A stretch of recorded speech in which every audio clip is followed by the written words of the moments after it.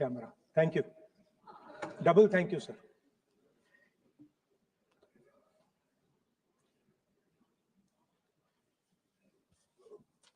I heard the President's address.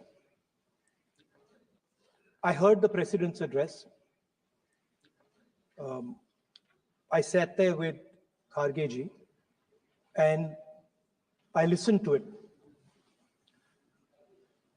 And I must say, I struggled through the President's address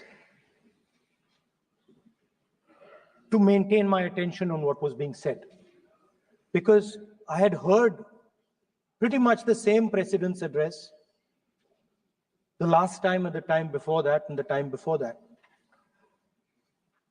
And it was the same laundry list of things that the government has done.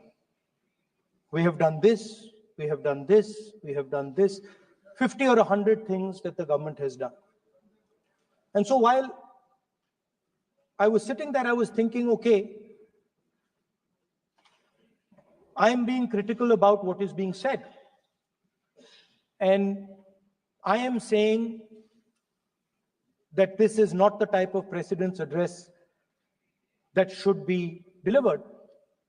Well, the question came to my mind, what type of address would an India Gathbandhan government deliver?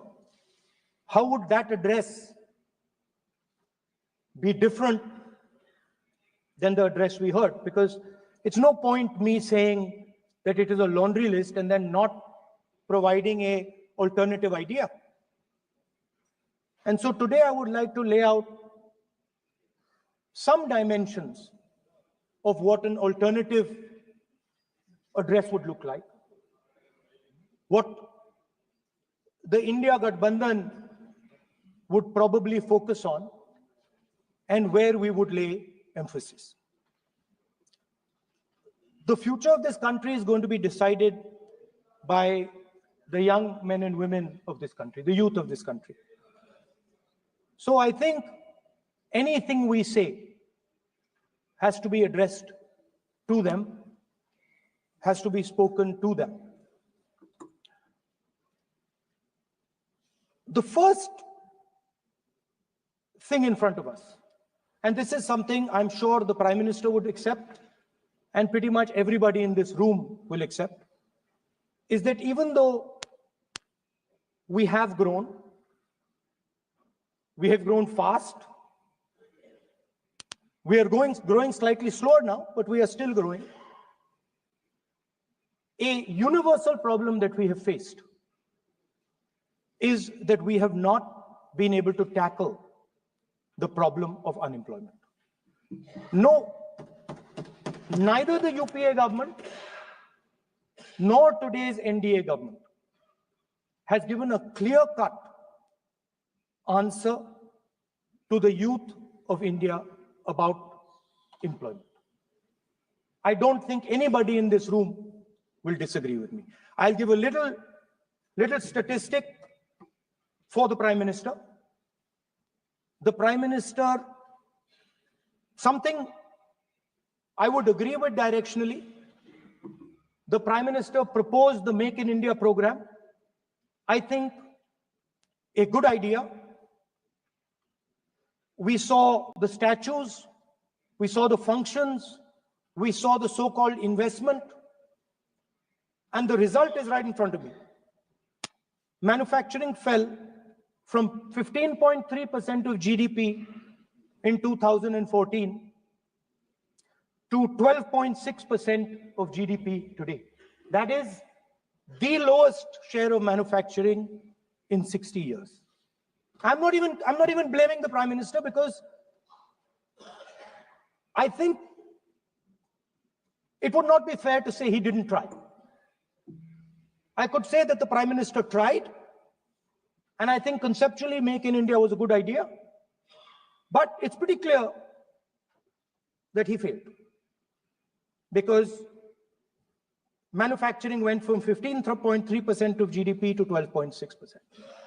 So the first question that any alternative vision would answer to the youngsters of our country is, okay, what and how are we going to solve this problem of employment? Any country basically organizes two things.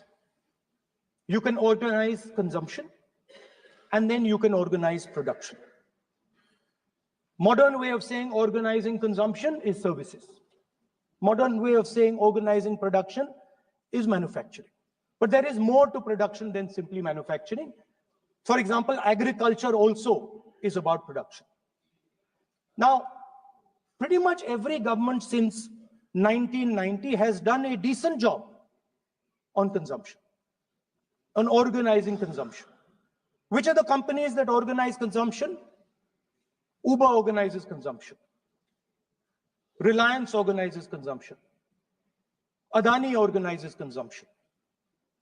But we have, as a country, failed in organizing production. We have excellent companies that try to organize production. They are the Mahindras of this world. They are the Bajajs of this world. Part of Tata's organizes production, but the record of the country in organizing production is dismal. And essentially what we have done is we have handed over the organization of production to the Chinese. So this mobile phone, even though we are saying we make this mobile phone in India, that is not a fact. This phone is not made in India. This phone is assembled in India. All the components of this phone are made in China. The network that has produced this phone is made in China, is owned by China. So every time we use a phone, every time we wear a Chinese shirt, a Bangladeshi shirt, every time we wear a pair of Chinese sneakers, we are paying a tax to China. Because some Chinese youngster is earning a salary to make or to produce that product. So the first message I would give in a presidential address would be that India has to focus completely on production. Because if we do not focus on production and we continue to focus only on consumption, we will find that we will run huge deficits, we will increase inequality, and eventually we will run into a serious problem. Social problem because of unemployment, which we are already facing. If you look at the numbers of the amount of people who are in jail, if you look at the numbers that are spent on internal security, if you look at the numbers spent on our police forces, they all spiral. They're all rising. And everybody understands that social tension is on the rise in India. So now the next question comes, okay, so where is this employment going to come from? What is India going to produce? And for that, I'd like to tell all the youngsters of this country that there is a revolution taking place, an exciting revolution. The world is transforming completely. And the change that is taking place, at the heart of the change that is taking place, we are moving from the world of the internal combustion engine to the world of the electric motor. We are moving from petrol to batteries. We are moving wind, solar, potentially nuclear energy. So our entire way of moving is changing. And this is going to change every single thing. It is going to change warfare.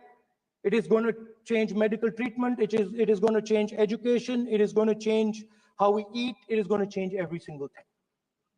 Now, the last time there was a revolution called the computer revolution, the government of India had a clear focus. We looked at that revolution. It was the Congress government. We looked at the revolution and we decided clearly that we are going to focus on the development of software. And we rode the wave of that revolution. And today you can see the result. I remember people laughing. I remember people laughing when the computer was being talked about. You mentioned Mr. Vajpayee. I respect Mr. Vajpayee, but Mr. Vajpayee gave a speech saying that computers are of no consequence to India.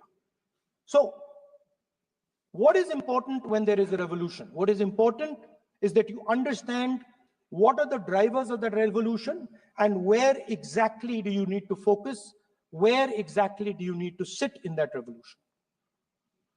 I said that this revolution is going to change everything. And I want the youngsters in this country to think about it. There is a war going on in Ukraine. The war in Ukraine is actually a war between the internal combustion engine and the motor, the electric motor. The electric motor is inside the drone, the engine is inside the tank. And if you look at what is going on in Ukraine, the tanks are dying by the thousands. And small little drones with electric motors, small batteries, not much bigger than that, are destroying the entire tank artillery infrastructure of both Ukraine and Russia. So the drone is the electric motor. The drone is the battery. The drone also needs to see. So the drone is a camera. In the same way, electric cars, the electric car is a motor. The electric car is batteries. The electric car is cameras. Robots are exactly the same thing. Robots are electric motors, multiple electric motors with cameras, with batteries. And this is what the revolution is going to look like. So there are basically 4 technologies that are driving this entire change in mobility. Electric motors, batteries, optics, and then on top of that, you can apply AI. Now people, I want to tell the youngsters of this country, people talk about AI. But it's important to understand that AI on its own is absolutely meaningless. Because AI operates on top of data. Without data, AI means nothing. And if we look at data today, there is one thing which is very clear. Every single piece of data that comes out of the production system in the world, the data that was used to make this phone, the data that is used to make electric cars, the data that is used to make basically all electronics on the planet today is owned by China. And the consumption data is owned by the United States. In China, the consumption data is owned by China, but in India, companies like Google, companies like Facebook, companies like Instagram, X, they own our consumption data. So if India wants to talk about AI, it has to first answer the question, what data is going to power that AI? And the answer today is India does not have that data. Neither does India have production data, neither does India have consumption data. We have handed our consumption data to the big American companies, and the production data we don't have anyway. So what would that vision look like? The first thing, we would start getting youngsters excited about this revolution. We would start to introduce the idea of a completely new way of moving, a complete revolution in how things move. We would start teaching our children in schools about batteries, about electric motors, about how these things combine, about how drones, robots, electric cars are structured, how they will work together. And most important, we have to start building a production network so that we can get access to production data. Now, what would we focus on? We would not give you a laundry list. China has at least a 10-year lead on India in this space. China has been working on batteries, robots, motors, optics for the last 10 years, and we are behind. So what would our president's address say to the youngsters? We will choose critical areas in each one of these technologies, and we will start to build capabilities in those areas.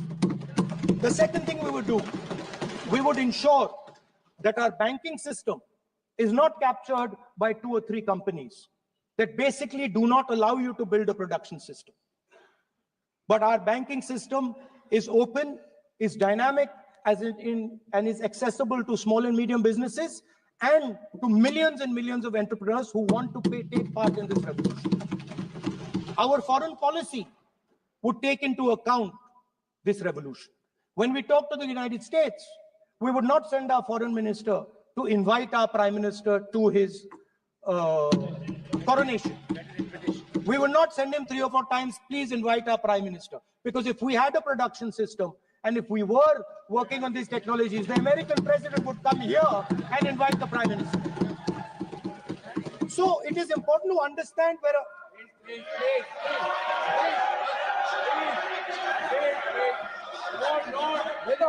foreign policy. Leader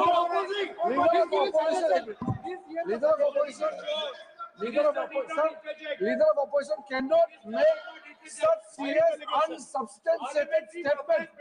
This is related to the relation between two countries, and he is making an unverified statement about invitation of the prime minister of our country. Is matter of our territory. How can you make such kind of statement? He is leader of opposition. He should be responsible in making such statement. Sir, LOP is giving us very positive suggestions. Why they are worried, sir?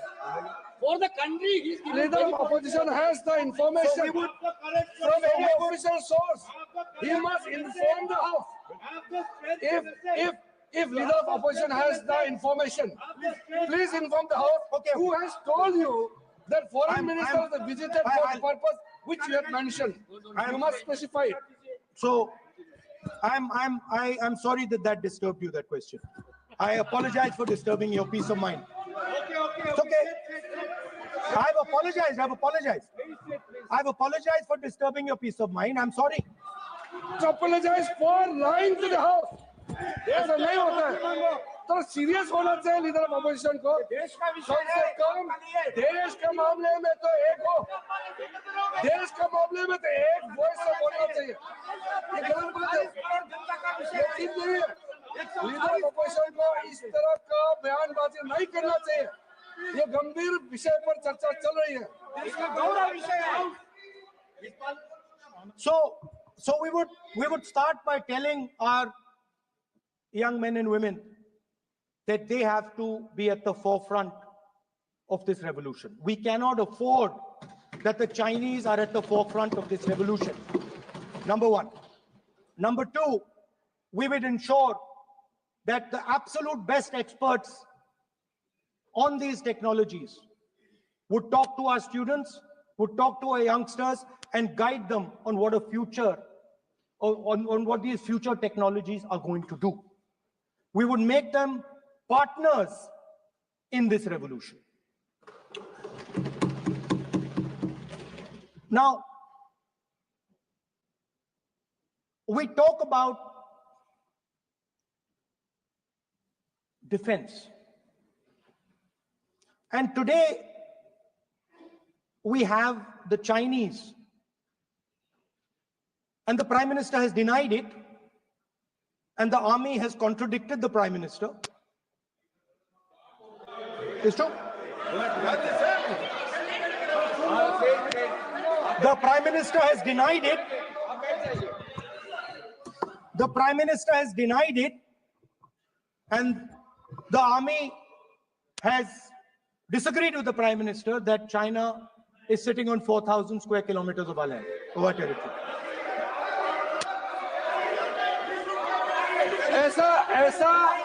ऐसा इस सदन में अब मन चाहे बात नहीं बोल सकते हैं. ये बिल्कुल ठीक नहीं है सर. ये सीरियस मामला है. आप फॉरेन पॉलिसी पे, बॉर्डर इश्यू पर आप अपना कैसे मजाक बात कर सकते हैं? अपना मन कहानी आप बना के बोल रहे हैं. ये तो बहुत सीरियस मामला है. विदेशी प्रतिपक्ष के नेता जो आप विषय बोल रहे हैं, उसके तथ्यों को सदन के पटल पे रखना. आप अनुरोध है लीडर ऑफ अपोजिशन बोलिए, हम लोग शांति से सुनेंगे. ये आपका अधिकार है बोलने का, मगर आप मन चाहे ऐसा सीरियस इशू पे कैसे बोल सकते हैं? ये सीरियस मामला है. आप सदन में बोलते हो, फॉरेन मिनिस्टर के पास करने पड़ेंगे.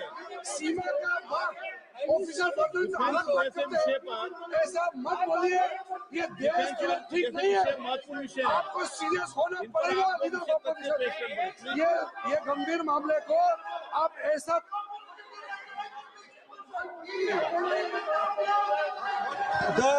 the prime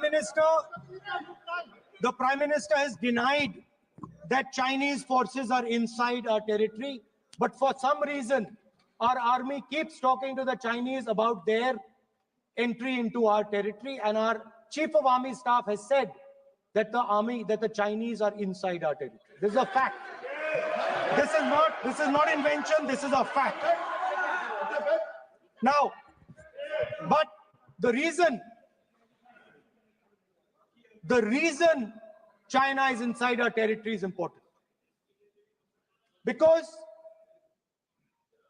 people think that wars are fought between armies and their weapons. But the fact of the matter is that wars are fought by industrial systems. The fact of the matter is that China has an industrial system that is far stronger, far bigger than our industrial system. And that is why they have the guts to come inside this country.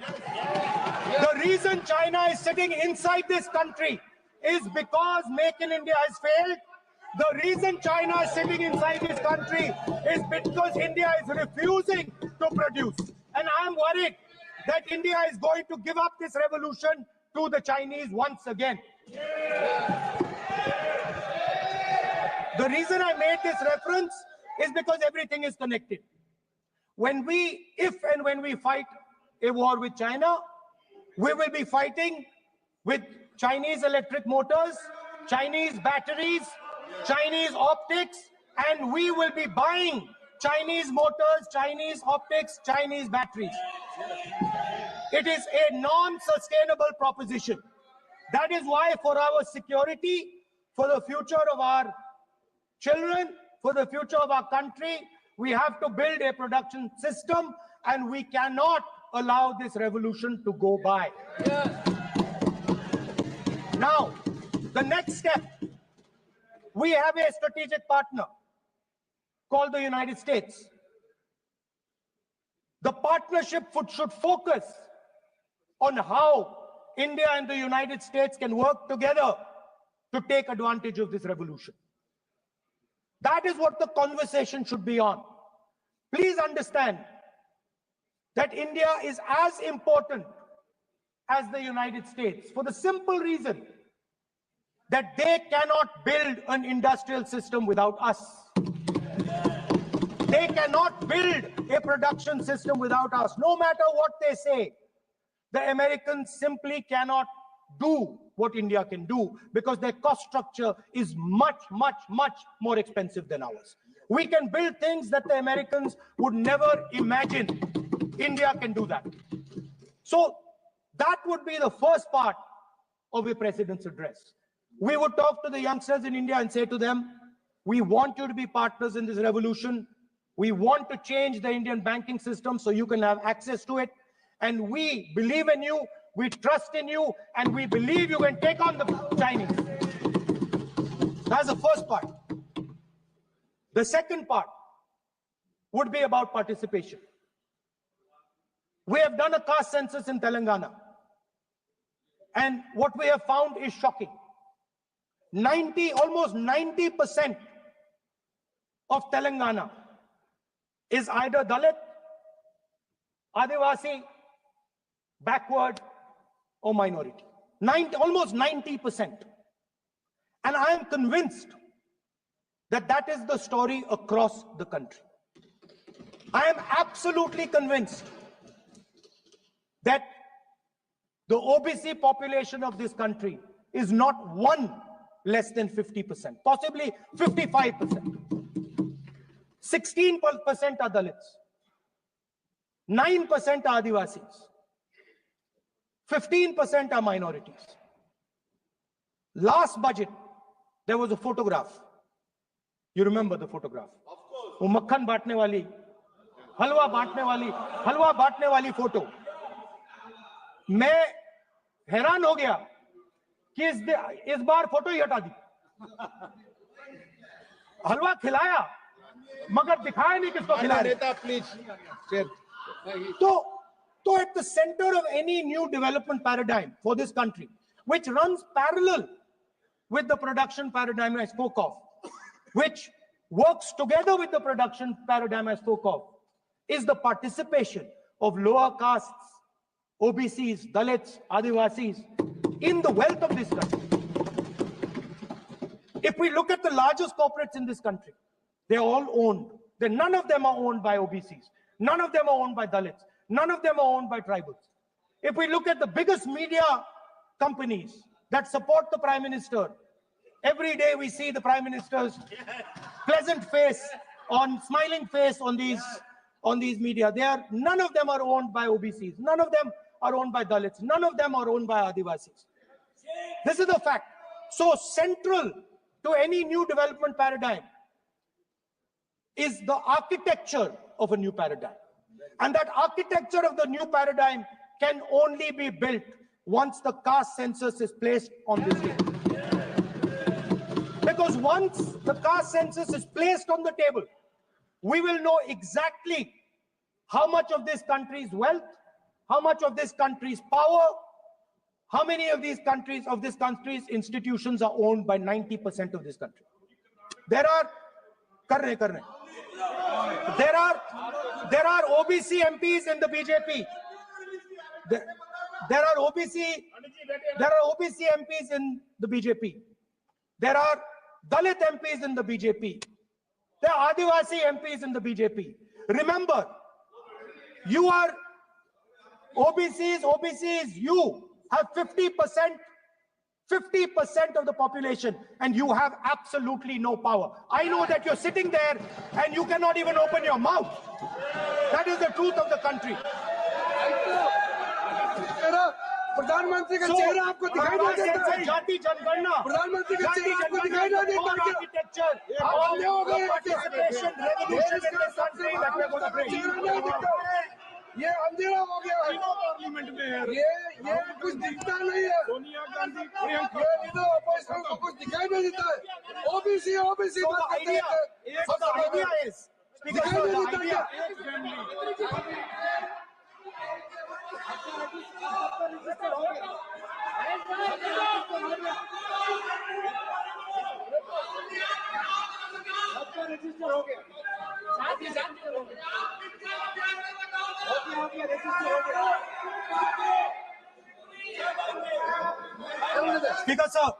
Speaker sir, so the idea is, on one side, allow India and the Indian youngsters to participate in the coming mobility revolution.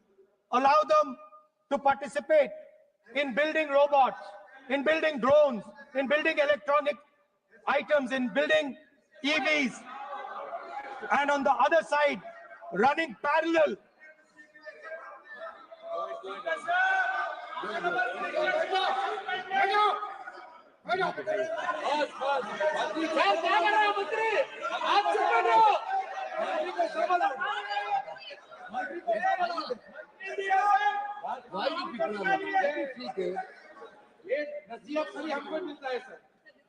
मैंने उनको ही मना The country, Speaker sir. ऐसा नहीं है। So, आप भी बहुत disturbance करते हैं। Okay, Speaker sir, so parallel ideas. One idea, participate in the mobility revolution. Whether you're thinking of economy, weapons, production, healthcare, India should participate in this revolution. India should become the master of the electric motor, master of the battery, master of optics, and master of AI applied on top of that production system. Now imagine the power of AI when we apply it to the caste census. You imagine what we will do with AI and what we will do with the social revolution in this country when we start to apply AI on the data that we get from the caste census. So we are going to run a parallel track. On one side, participation, revolutionizing the participation of Dalits, OBCs, Adivasis, in the ruling of this country, in the institutions of this country, in distribution of wealth of this country, and on the other side, parallel track, challenge the Chinese and participate in the revolution and defeat the Chinese in electric motors, batteries, solar panels, and wind. So that is the first two parts of any presidential election address that any India Gathbandhan leader would give you. The final, of course, we go back to the Constitution. This, our favorite, just like the production system is a weapon, just like Jati Jangarna is a weapon of transformation, this is what the entire architecture is built on. I remember before the elections, all of you were saying 400 par, and you were saying you would change this. And then I was glad to see that the Prime Minister walked in and then was forced to bow his head in front of the Constitution. It was a moment of pride for all Congress people that we had explained to the Prime Minister and to the whole country that no force will dare touch this. I know that the RSS has never accepted this. Mohan Bhagwatji has said that India didn't get independence in 1947. He has said that this constitution is meaningless. I know that that is at your heart. We will never let your dream come true. This constitution is going to rule India always. Now, एक minute आप प्रतिपक्ष के नेता हैं, मेरा आपसे आग्रह है कि जो विषय आप रखें वह तथ्यों के आधार पर रखें, उचित होगा। मैंने आपको पहले भी कहा, और जो सदन के सदस्य नहीं है उनकी चर्चा न करें। बताता हूं सर, मोहन भागवत आप नियम प्रक्रियाओं की पालन करें, आपसे अपेक्षा। सर, मोहन भागवत जी ने स्टेटमेंट दिया। मोहन भागवत का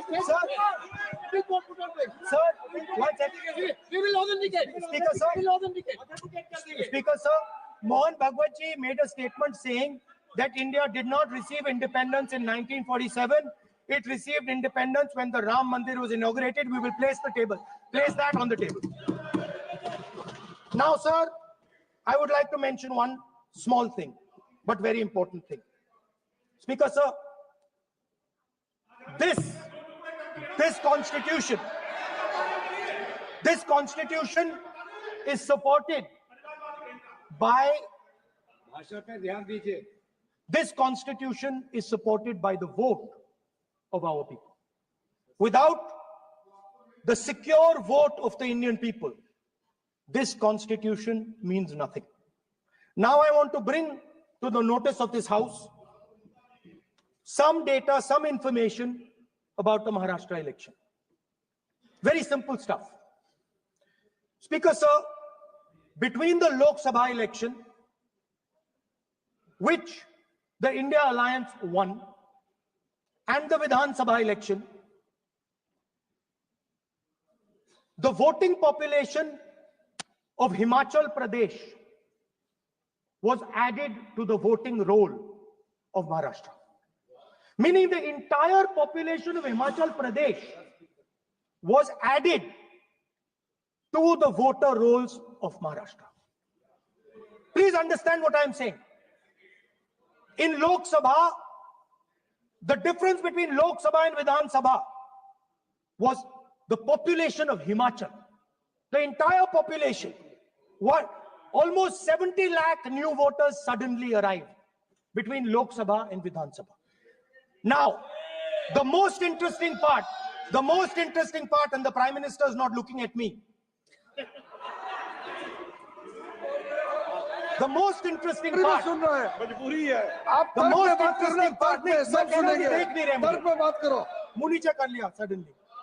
most interesting part is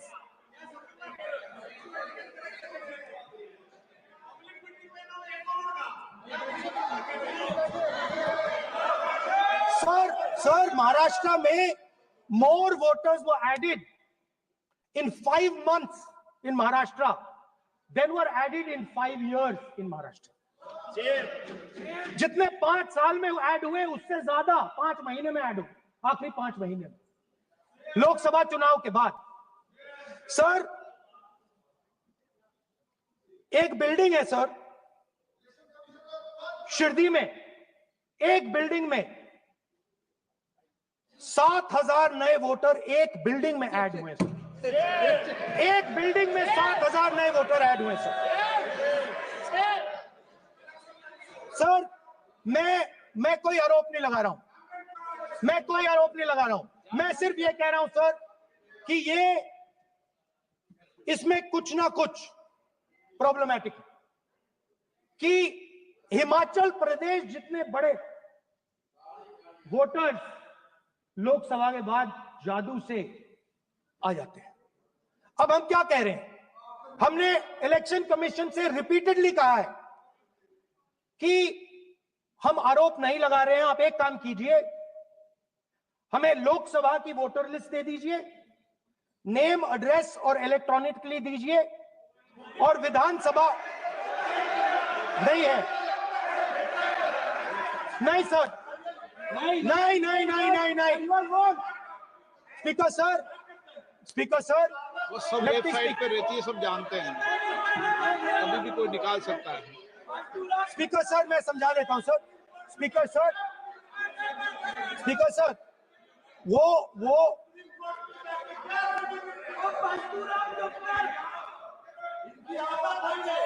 Speaker sir, we have asked. Speaker sir.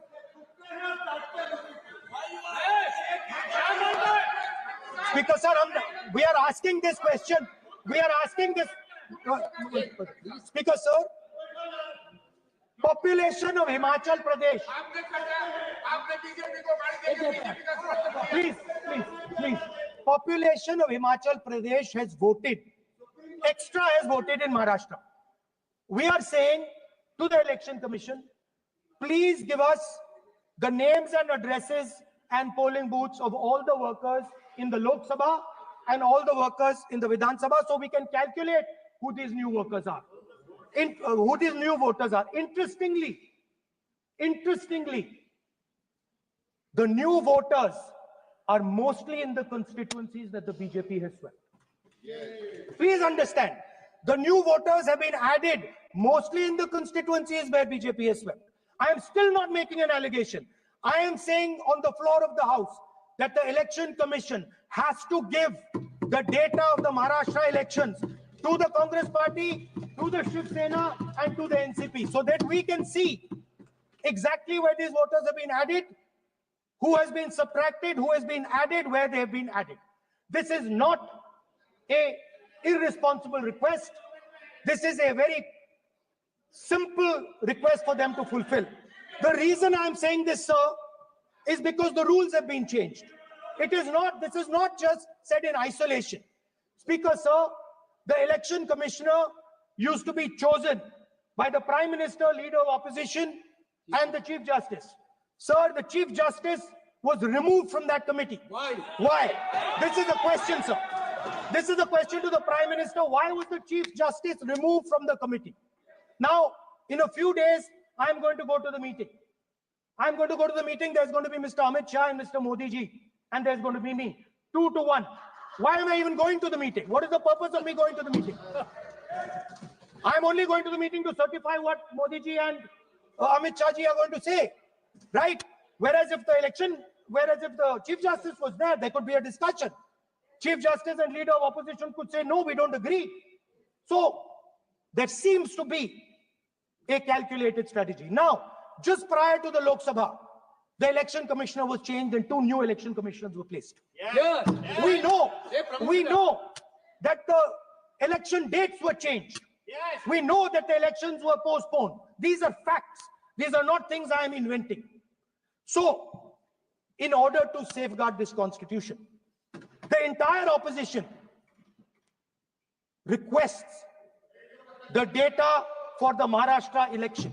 We request the data and the electoral voter list for Lok Sabha and the corresponding list for Vidhan Sabha. And I am very confident that the Election Commission will not give us this information.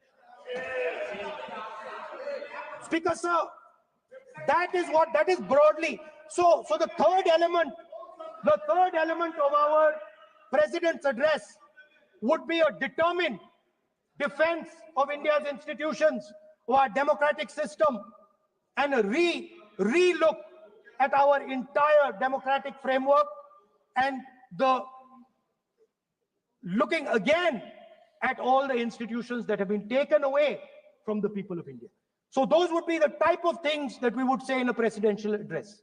I'd like to finally say one thing. In the last, थोड़ा बढ़ा देता हूं, अब मैं थोड़ा और खींचूंगा, अब और खींचूंगा थोड़ा, अब और खींचूंगा. So in the last, there is a background, a philosophical background to what I am saying. Essentially, what I am saying to the youngsters of India and to this house is that instead of focusing on multiple things, instead of telling us a laundry list, give us a strategy, give us a vision, make it clear, right? Now, there is a philosophical basis to this. There is even a deep philosophical basis to this. I showed you the picture of Shivji, which you didn't allow me to show. I showed that picture for a reason. What does that picture tell us? If you look at that picture carefully, it tells us focus carefully. Do not get distracted. Do not look here and there. Do the job at hand. So there is a philosophical basis to the speech I have given. I have not told the House and the country that we will do this, and this. This is the philosophy of Shivji. Say what you have to say, but be clear that you're going to do that one thing and don't do 56, 70 different things. So there is a link between our philosophical tradition, our religious tradition, and what I'm saying. And that is what India needs to do. India needs to connect the past, the values of the past. You talk about Sardar Patel ji, but you destroy Sardar Patel ji's values every day. You talk about Ambedkar ji, you destroy his values every day. You talk about Nehru ji. No, you don't talk about Nehru ji. Right? You bow in front of Buddha. You destroy what he says. So the point is, you have to be truthful to what you are, right? And it is important that when you are giving a way forward to the nation, there is clarity of purpose. There is no hatred, there is no violence, there is no anger, because these things are destroying our country. So my speech has not been angry, has not been nasty. My speech has been very polite, very kind, and I thank the Prime Minister for coming and listening to it. माननीय श्री नरेश चंद पटेल,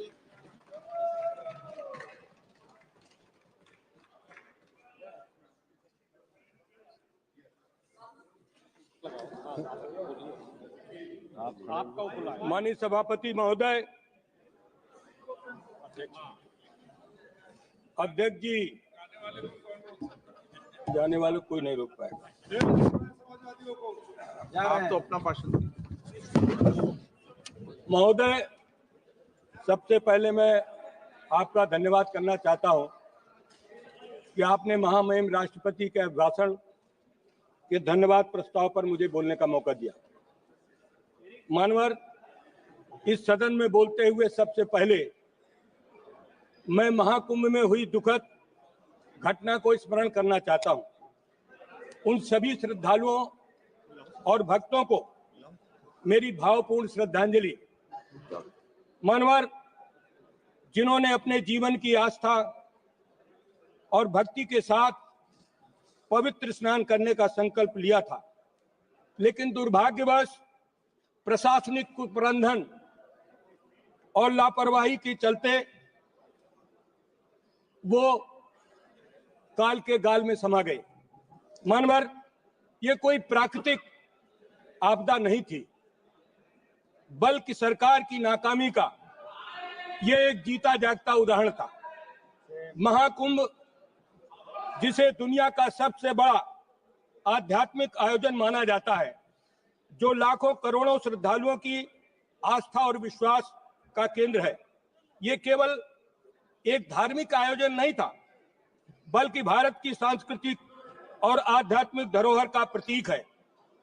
परंतु जिस प्रकार की अव्यवस्था इस बार रही, वो न केवल दुर्भाग्यपूर्ण है, बल्कि सरकार की संवेदनशीलहीनता और प्रशासनिक कुप्रबंधन को उजागर करती है।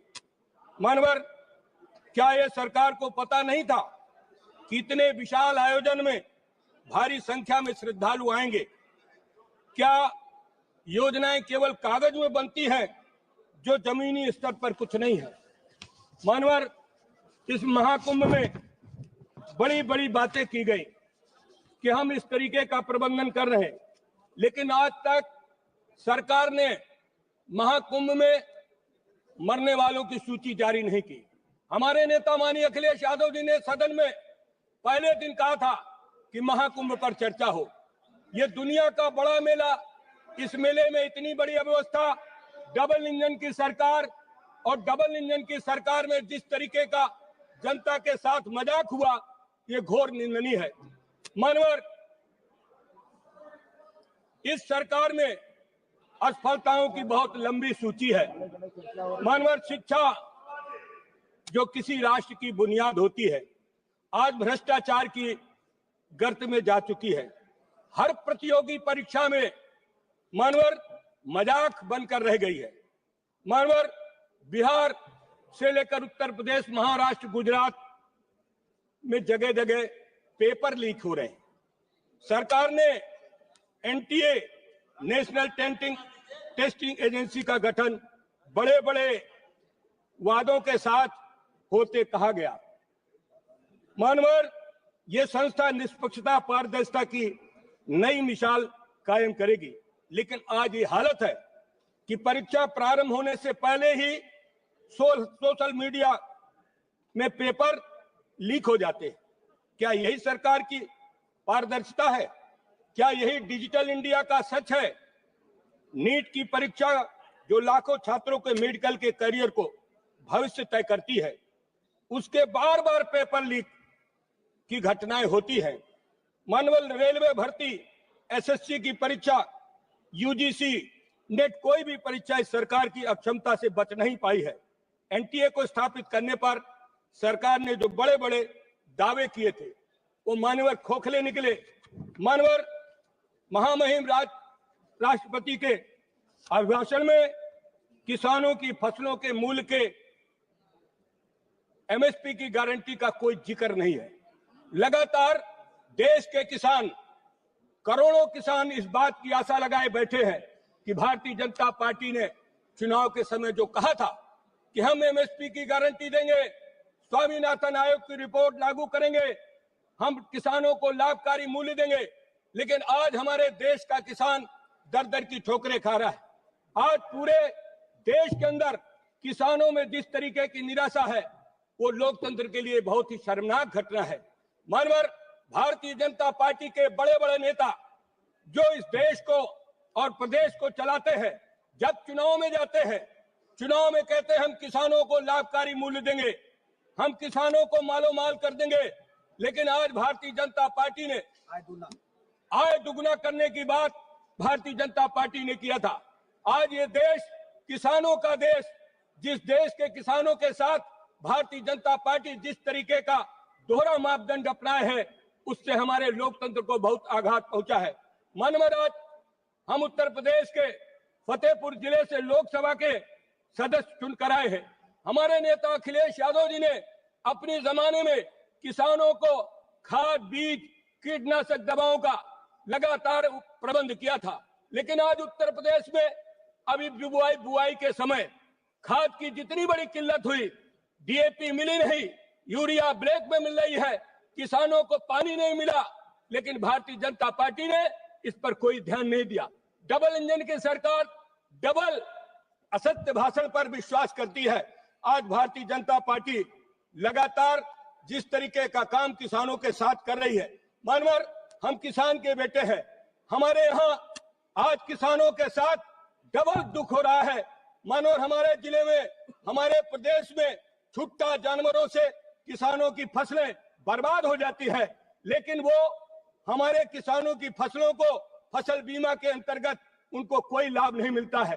मानवर इसका जिक्र इस हमारे जो महामहिम राष्ट्रपति का भाषण है, इस पर इसका कोई भी जिक्र नहीं है।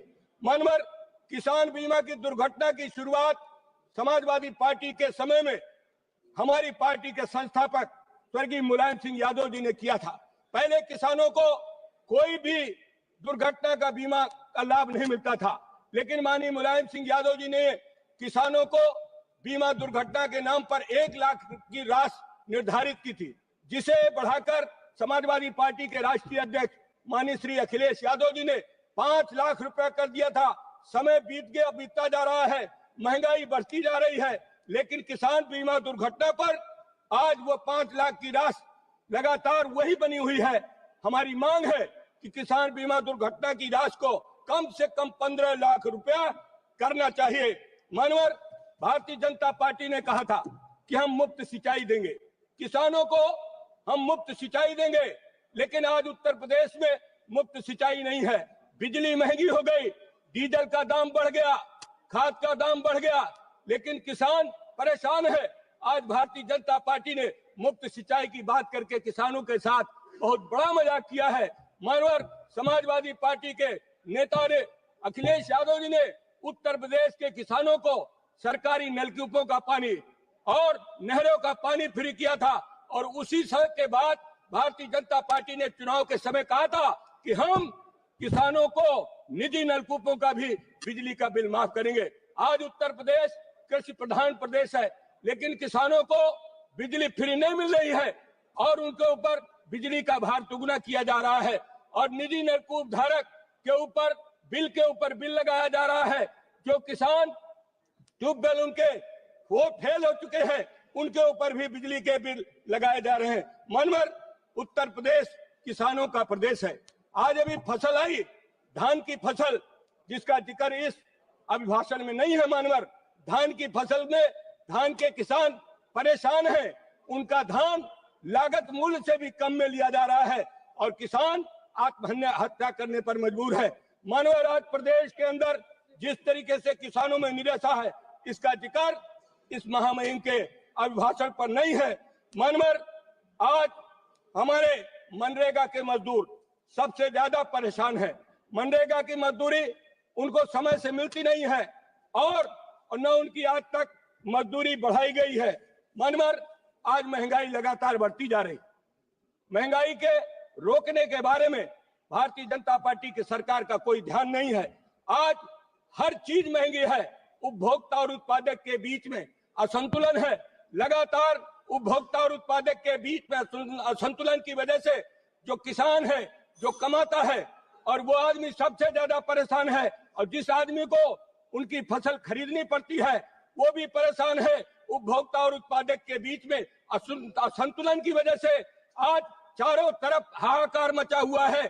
हम लोग दिल्ली में देखते हैं मानवर, आज किसान अपनी फसल का लागत मूल्य नहीं पा रहा, लेकिन आज खाने वाले को वही महंगा मिलता है। यही भारतीय जनता पार्टी का दोहरा चरित्र है। मैं मानवर आपके माध्यम से सरकार से कहना चाहता हूं कि हमारे देश में रुपए की वैल्यू, हमारे देश में मुद्रा की वैल्यू लगातार घटती जा रही है। हमारा रुपया बहुत ही कमजोर है। इसकी मजबूती के लिए भी इस महामहिम के भाषण में इसका कोई भी जिक्र नहीं है। और लगातार हमारे देश में विदेशी कर्ज मानवर बढ़ रहा है, विदेशी कर्ज बढ़ रहा है। विदेशी कर्ज कैसे कम हो, इसका भी इस महामहिम के भाषण में इसका भी कोई जिक्र नहीं है। किसानों को आज दर दर की ठोकरें खाना ना पड़े, इसलिए मानवर मैं कहना चाहता हूँ, आज हमारे किसान जो पिछड़े हैं, दलित हैं, अल्पसंख्यक हैं, आदिवासी हैं, उनका रिजर्वेशन भी मानवर आज भारतीय जनता पार्टी ने पूरा का पूरा चौपट कर दिया है। जो किसानों के बच्चे हैं वो पिछड़े वर्ग से, दलित समाज से, अल्पसंख्यक समाज से आते हैं, लेकिन भारतीय जनता पार्टी ने संविधान में प्रदत्त जो आरक्षण है उसको भी आरक्षण आप खत्म समाप्त करने का कीजिएगा प्लीज। पार्टी लगातार महिलाओं के साथ भी अन्याय करती जा रही है और मानवर नारी शक्ति बंधन अधिनियम थैंक यू जी, लागू थैंक यू। करने की डॉक्टर बात कहा। कौशल घोष दस्तगीर जी, madam please. Bharatiya Janata party के नेताओं के भाषण सुने कि हमने आप बैठिएगा प्लीज, थैंक यू। लोकसभा और राज्यसभा में उनको 33% आरक्षण दिया था, लेकिन मानवर ये कब लागू होगा? नारी शक्ति बंधन अधिनियम, Thank you. इसकी भी मैं मांग करता हूँ। मानवर राज्यपाल महामहिम डॉक्टर दस्तगीर, भाषण में मुझे डॉक्टर बोलने का दस्तगीर। मौका दिया, मैं आपका बहुत बहुत धन्यवाद करता हूँ।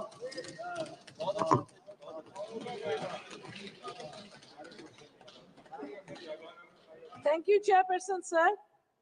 I stand here on behalf of All India Trinamool Congress and my leader, Srimati Mamata Banerjee, to take part in the motion of thanks of the speech addressed to both the houses by Mahamahim Rashtrapati Ji, Srimati Draupadi Murmu. I also express my greetings. Today is Vasant Panchami to all members here and to all the citizens. And I wish there was a holiday for us. Itminan se puja karte. Lekin wo nahi hua. I am a very religious person, a devout Hindu, but I believe and respect all religions. And that is why, like me, there were millions of Indians who were preparing for the Mahakumbh Mela that was supposed to take place after 144 years. Some of the poor people were saving money to go and take the Mahasnan on the Mauni Amavasya. Sad to say, Mahamahim Rashtrapati Ji in her message spent only 61 words to express her sorrow and has not condemned the death, has not given condolence message to the families of the dead. We are very sorry for it because she's totally neglected the dead people, and there is definitely a discrepancy between the number of dead bodies in the morgues as said by the doctors and the number of dead bodies or people missing that we see. The same thing had happened in the state in the COVID times. So this state, how much ever advertisement they did, but while preparedness is concerned, where disaster management is concerned, they have failed. They are giving zero because they should not be given this kind of responsibility where they play with the lives of the common man like this. Now, after we go on to her speech, where she mentions about the middle class, you know, as per as the National Council of Applied Economic Research says, 30% of the total population of India belong to the middle class. And in which a lot of promises were made. Who is the middle class? People who earn between 2 and 10 lakhs of rupees per year, supposed to be the middle class. But what about the inflation? What about the food inflation? And what about the support to the farmers? What about waiving of the loans for the farmers? Nothing is mentioned in the speech of Mahamahim Rashtrapati Ji. I'm sorry to say, the multinationals and the billionaires' loans have been waived off by the banks, but not that of the farmers. This is absolutely unwarranted in a country where we depend on the farmers for our food. The people, we live in the cities, we don't grow our food, the farmers do, they toil in and out, and they were sitting at the Singhu water.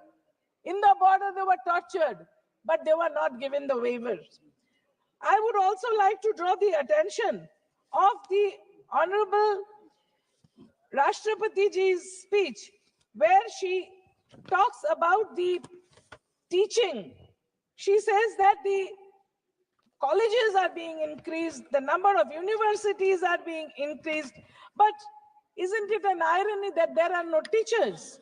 The number of teachers are not being increased, and the amount is absolutely ridiculous. What is being taught in certain states, I don't want to name those states, because there also, as in the Mahakumbh, there is failure. In the same state, teaching is such a failure. The teachers don't know how to add 9 plus 13, where to talk about the students. Mahamahim Rashtrapati Ji, she talks about the medicines, where she says that some drugs have been made customs duty free. That is definitely welcome. But there are many, many other drugs which need this kind of custom duty, and also there are certain equipments, because only medicines don't help patients. The equipments that are being used for the patients in the different hospitals of the country, some are charged 300% customs duty, but nothing is happening. I would just like to draw the attention of Mahamahim Rashtrapati ji. Manasa jivana nuhai kebala barsa masa dina danda karme je nara karme ekatara jivana manadanda. It should be realized that the work we do, the work for people that we do, this is more important than the statistics we give. The Awas Jojana here, housing for all, it is said, a huge number is being promised for 3 crore families, budget of 5,30,000 crores. But I would like to draw attention of this August House and also Mahamahim Rashtrapati ji. More than 11 lakh families in West Bengal are suffering, spending their nights under the open sky since 2022, when these families received sanction after we applied, and multiple number, more than 60 teams went from the central government and they checked all data, and action taken report was also sent from the state of West Bengal for this money to go, the central government's part of the money for these more than 11 lakh families. It appears there is some kind of a economic blockade or some kind of an economic betrayal for West Bengal from the central government. This has not been mentioned here. This is for the Awas Yojana. We are requesting again these people, the common man, the poor person who is spending with his family under the open sky. He has done no mistake. He is not a political person. Why take the spite on him? Because people of Bengal have voted, never voted for the Bharatiya Janata Party, and they have always defeated. So this is not the right thing to do. The multi-fold increase in the number of seats of education in medical colleges. She has said that it is increased. Well, it is definitely increased, but sometimes the college fees are exorbitant. She's saying there is a new middle class which is coming up. There is no middle class at all. Because of the inflation, the middle class is shrinking.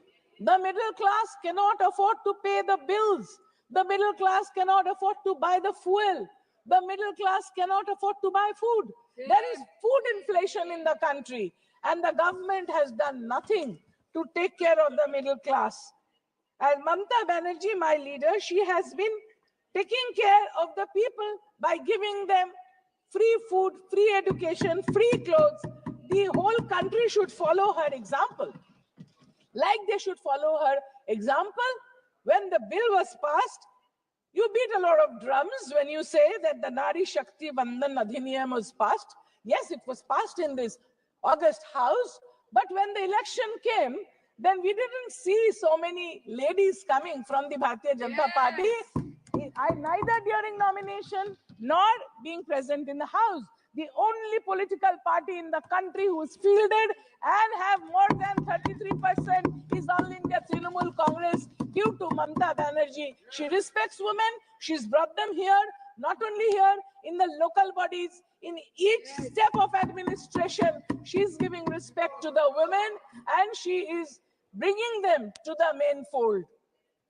Mamata Banerjee in the state, though, you might say, somebody might stand up from there and say that you can't take her name. She is not a member of the House. She is the Chief Minister of West Bengal. She's taking care of the poor. She's taking care of the Dalits. She's taking care of the women. She's taking care of the children. But look at the state of affairs here, where the Adivasis are neglected, all the other poor people are neglected. The Awas Yojana House has not reached the sanction given in 2022. But till now, 2025, the poor people have not received. They also say in the speech, she lauds the daughters of the country who bring us medals. That is appreciable. But let me tell you, these golden girls, हमारा sir ताज है, ये हमारा नाज है इस पर. Lekin the honorable MP sitting here molested them. He was not punished. It is so shameful that his son has come back here. So does it show that the women are respected, that the golden girls are respected, that the sportswomen are respected by this government? So the speech is absolutely wrongly written. I would request when the speech is written, then they should consider what they are writing from Mahamahim Rashtrapati ji, because it is coming out from the highest office. People are listening to her. They shouldn't feed her with wrong information, which goes against the ethos of our constitution. Just now, LOP was speaking about the Constitution of India. At every step, the Constitution is not respected. We must keep in mind that our Constitution forms the backbone, and our country became independent in 1947 and not last year in 2024. Any person can have their own religious belief. We all, like I said, are devout. I am a devout Hindu, but I respect all religions, and we celebrate all festivities. Like my leader Mamata Banerjee says, Dharmo jar jar, utshab shobar. Everybody can take part. So when they did this, they should not have spoken like that. That is disrespecting the Constitution. You should not be doing it. You know, in our country, Global Hunger Index puts it as 105 out of 127 countries at 27.3. That is the index, 27.3. And about the child wasting, it is highest in the world, in the country. The children of different states are not getting enough to eat. During 2014 election, lots of jobs, they were promised. But where are the jobs now? 46% unemployment is there in the country. Out of the total population, 28% of the population is between the ages of 15 and 29 looking for jobs. And you will be astonished, sir, that more the education, more the joblessness. A graduate is more akin to get jobless than an unskilled labor. A person who's passing graduation, post-graduation, PhD level are applying for, when the advertisement is coming for menial labor, unskilled labor, they are applying there because there is no, like the LOP was saying, that there is no projection for production, for having more production, unless we have, you know, there is this company, there is this public sector company of telephone where 48,000 people lost their jobs. Was it done just to let one private company's telephone communication thrive? Those people, those 48,000 people who lost their jobs, they were working in private sector, but the government did not take care of them. The foreign direct investment has entered into insurance where people keep their money, their hard-earned money, to get it at the end of the day, or when he's not there, his family gets it. If you have FDI coming into that, if you have FDI coming into seeds, when the seeds bill was passed, the farmers protested. Nobody listened to them. Is this a democracy where nobody listens to the common people and you just go on passing bills which are like we protested when the common NET was done, you know, the National Eligibility Entrance Test, we requested let it happen in regional languages throughout the country because students are used to study in their mother tongue. And when they're applying for it in class 11 and 12 standard, let them sit and write that in their own language. But the government didn't listen. They had a common test for which many poor students cannot apply for the NET. So this also should be undone and they should be allowed to sit in their own mother tongue, the exam. There is also this ONDC initiative, which is giving rise to digital commerce. Well, it is appreciable. But do you know how many lakhs of crores of rupees has been lost by people? Either the message comes on the WhatsApp or the message comes in email, or there is a phone call saying your electric bill is due. You either pay just now by pressing 0, and as soon as you press 0, all your bank account lays khali. Lakhs of crores has been lost by people through this cyber crime. And who are these people operating this nexus, this cyber crime? It is sometimes from outside the country also. And I am to understand from very reliable sources, I don't want to quote because we are not supposed to discuss committee things outside. We have about 500 students of IIT, different IITs, engineers, trying to find out who is operating this from where, from which part of the country, which part of the world.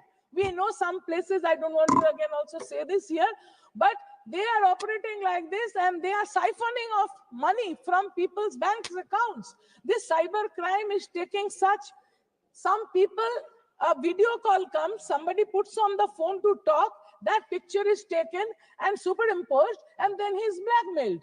So these things are happening. The cyber crime is destroying the peace of the country, the sanctity of the ladies of the country. What is the government doing for that? So they were not prepared before they started the online transaction. Without learning how to swim, they jumped into the pool. And that is why people are getting this kind of messages. So we would request that the government should take up cybercrime very seriously and look at it so that the people do not lose their hard-earned money.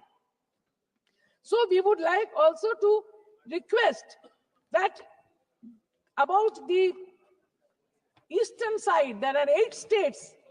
Not one word was used to talk about Manipur. For one whole year, Manipur is burning. More than that, houses have burned. In Manipur, ladies have been raped, the gang raped, children have been born in the camps, and none of our honorable ministers, not our honorable prime minister had the time. He has time to visit the election states, but no time to go to Manipur, where our party, our honorable chief minister, Srimati Mamata Banerjee, sent a team of us. We went and saw how babies are born. How babies are born in the makeshift relief camps. There is no baby food. More than 6,000 houses have been burned. There's an ethnic war going on. And there was not a single word about how many square kilometers of India is occupied by foreigners. I don't want to name, but foreign power is occupying parts of Arunachal, parts of Aksai Chin, parts of Leh Ladakh. So why we should neglect that my motherland be occupied by foreigners and bow down to them? Don't we have the courage to stand up and protect my motherland? Thank you, sir.